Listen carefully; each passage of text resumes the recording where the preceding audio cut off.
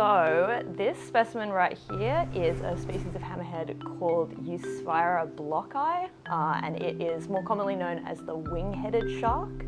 And it gets its name from this amazing kind of hammer-like structure that it has on the top of its head. It's called a cephalofoil. So this is a kind of tropical species of hammerhead. It's found all the way from the Gulf of Persia around to Australian waters all throughout southern Asia. Like all hammerheads, it's got this gorgeous long streamlined body that tends to be darker on the dorsal top side and lighter underneath. A really long, powerful tail at the back here, and of course its very characteristic hammer-like head. Now, scientists don't know exactly what the purpose of this hammer structure is, but we have a few different hypotheses. They all relate to kind of enhancing the sensory power of this species of shark. So the eyes are really, really far apart on the winghead shark, right on the very tips of this cephalofoil, and that gives it the widest range of vision of any hammerhead species.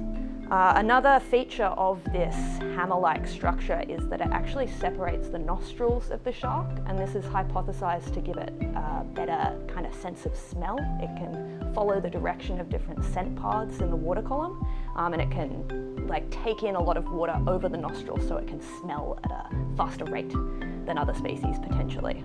Final thing that this sort of hammer-shaped head can do is that it actually enhances the electroreception of the shark.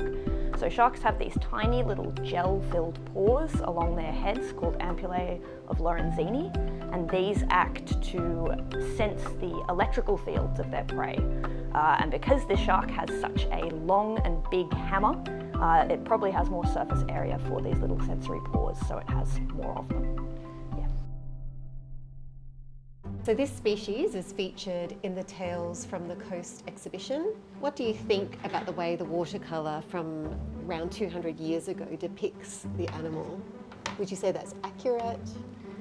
I just think this is such a gorgeous watercolour of the specimen. I think even though it's quite stylized and artistic as a watercolour goes, it actually really captures a lot of the key features of the winghead shark really well. If we kind of compare it to this specimen, we can see that these 5 gill slits that are characteristics of hammerheads are actually present in exactly the right number along the side here. We can see that this massive first dorsal fin occurs at exactly the right original place if we kind of follow it along to this origin of the first pectoral fin. Then that is actually quite accurate. And something that you can't even see very clearly with our natural history specimens that have spent over 100 years in alcohol is the colour of the specimen. And that's captured beautifully in this picture. You can see that darker colour on the head and along the dorsal top side of the animal compared to that wider body down the bottom, which would help camouflage it within the water column. It's really cool.